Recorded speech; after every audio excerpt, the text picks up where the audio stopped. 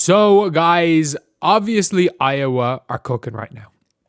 Iowa have been absolutely exceptional so far this year, and I don't think I'm talking enough about how good Ava Hayden's been. And yes, obviously there have been exceptional players in college basketball, and if people being like, why am I not covering other teams? Because those other teams don't get views.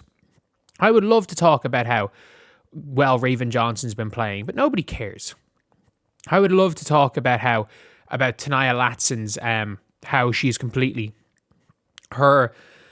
Not that she hasn't she's been a negative for South Carolina, but how that system is failing her. But that's not going to get views. Ava Hayden might, because I watched the game yesterday, and I'm watching quite a few things, and she just looks like the game of basketball comes easy to her. She's just good. Like, she's just really good at basketball. And she's like your everything you taught a post player to do 20 years ago, she does at the best level. And she runs the floor. She runs the floor super well. I'm not saying that she's this unbelievable modern day big. And with that being said, like, I don't know if being a modern day big is something that is the biggest deal in the world at this point in time. But at the end of the day, she's going to be a WNBA player, and I think depending on the system, she could be really good. You put her in a modern system, I don't know how well she passes, but if you put her in like an old school system, she's going to kill it. Because I'm watching this video right here, and I'm not going to play the audio. This is the SSN J3Shifty. Go follow him on TikTok. You can look at it on Twitter. And this video is going to send me viral for a reason, where he made a comparison that I didn't even think of. And it was that she's almost like a female Kevin McHale. That like and then the more I watch it, I'm like, yeah, she does basically just play ball like it's the 1980s. And that's not necessarily a bad thing for someone who, and I still can't believe she barely played as a freshman. So like, you're looking at her sealing in the post, turning, she's right-handed. Like, she makes this look easier than it is, because there's no way, this seems easy, but it's not, because there's no wasted movement straight into the layup. So you can see there, she's already has the seal. She's not one of these like post players that will take 2-3 moves into this. It's just a fluid straight turn into that left hand, because she can finish with both hands. Okay. She's waiting. She hits a cutter, goes and sets the screen. Not a great screen, in fairness. Immediately rolls in, finishes left hand. She runs the floor again. She's an Iowa big. They're going to run the floor. And she's a lot quicker than I thought she was, judging by how she played last year. Gets it in the post, turns over her left hand again. She does seem to favor that left hand finishing, even though she is right-handed. But defensively, that's a good block. She's got a lot of length, runs the handoff. Again, what I would like a little bit more, I'd like a little bit more aggression on the seal against a good team. A good team, this player doesn't completely switch off, and that player will be able to get around it. If anything, their own player helped that more than anything. A pump fake hits the pass. Like, again, that's a really good pass, but it's against a Rutgers team that was bad. I really would like her to see her shoot the jump shot a bit more, because she can hit it. Because by the time it works out, but by the time that she passes up this jump shot, she's the only one that's open. Like, this pass isn't open. There's just dumbass defending here, which, in fairness, she kind of hesitates and eventually makes the right pass. I would like to see her shoot the jump shot, but at the end of the day, she's a sophomore. She's going to get better.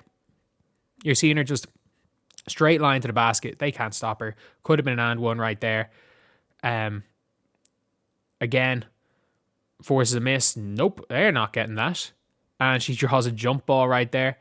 Then gets it to there. And I think he mentioned as well, she shoots like Larry Bird, plays like Kevin McHale. Like, she's got that Larry Bird jump shot, the Jokic type jump shot where they fling it from over their shoulder. This looks like someone who's been taught how to play basketball by a European. That is a really nice. But again, like, if you just look at how fluidly she goes up with these. Like, a split second, she's up left hand, right hand. Like, they are the different. That at the pro level is the difference between you getting shot up and you getting swatted. And it is impressive. And obviously, again, she's just outrunning the floor. It doesn't really matter. Hits a pass for an assist. There was a stage where I'm pretty sure she had more points. She had 19. There was a stage where she had 19 points. And at the end of the third quarter, she had more points than Rutgers. She's there with a seal, hits immediately. Like, that is not an easy pass to that's not an easy pass to make. I'm sorry, that's not an easy pass to make. Yep, I'm throwing that.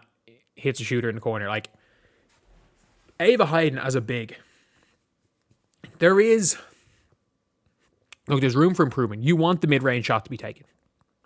You don't want that much hesitation from a big shooting from mid. That being said, like, she is, I haven't been more impressed by any big this year, other than Audie Crooks, who's just bigger and stronger than everybody else. And I really cannot wait to see how Ava Hayden gets on against Audie Crooks in a couple of days. Because if she's able to get stops, she is going to just get out and transition against Audie Crooks. She is. She's going to be able to get out and transition, and she is absolutely killer. Wait, Ava Hayden only had 17. Why was she given 19 points going into the fourth? Because I literally was watching the fourth, and they had her up at 19 going into the fourth. Because she had more points than Rutgers. No, it was 17. I'm wrong.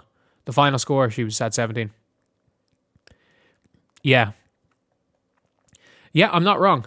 When I was watching the game, Ava Hayden it said she had 19 according to ESPN. So ESPN obviously had it wrong. Either way, 17 points in a game where she plays like 20 minutes is so impressive. And it's a lot of the things that she does that is like you want from a big.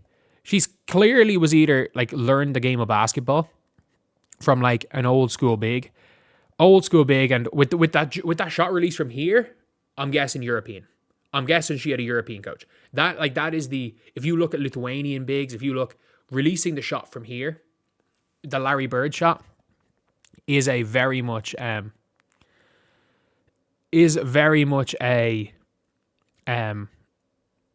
shot that you see an awful lot of European bigs take.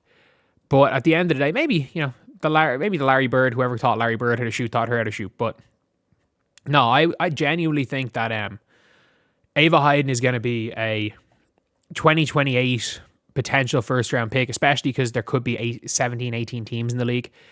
I think predicting her to be a first round pick isn't a crazy thing at all. And I think the likelihood is that she is. Like, do I think she's a Silas Swords? Do I think she's a maybe Juju? I don't know what draft year she'll be in.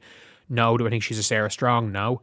But like at the center position, how many better centers are there currently in college basketball that you've seen? Like, I'm not willing to go out there and say that Lauren Betts is projects to be a better pro than Ava Hayden.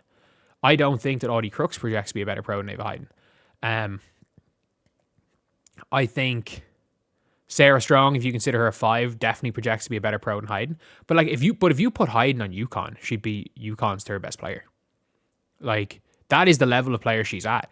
You can put her, because of the way she plays, you could put her into any single team and she would be one of their best players. She would start for every team in the nation, bar maybe UCLA and Iowa State, I guess. But yeah, it is really an interesting thing here to see. It's a really, really interesting thing to see how well she's getting on. And like, Iowa absolutely have a star. They have a star on their hands in Ava Hayden. And this was meant to be Hannah Stolke's team. And I think Stolke's projects to be a good role player at the next level. I don't know who projects to be a better pro between her and Stolke. I think Stolke projects to be probably as good a pro as she was a college player. But that being said, what Hayden's been doing is like star level. And especially if McKenna Wilichko is as good as she was expected to be. It's a pity that they couldn't bring in Addie Bjorn. But if they were able to bring in her, but you never know. Maybe it's a thing where they're planning on having Addie Deal and Chit Chat.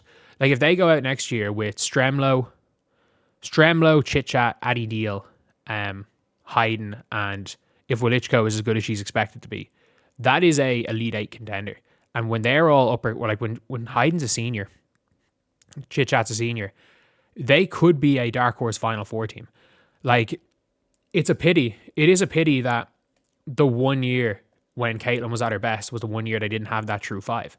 People are like, oh, Hayden should have reclassified. But at the end of the day, Hayden didn't even play as a freshman. So who was to know she was going to be this good? But like, could you imagine if Caitlin had played with Mae Gustafson? In fairness, she played with Sinano.